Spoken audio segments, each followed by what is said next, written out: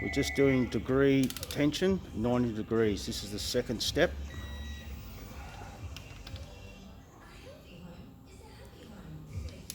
Then after this step is done, then it's 45 degrees. When we finish this, we have to mark them.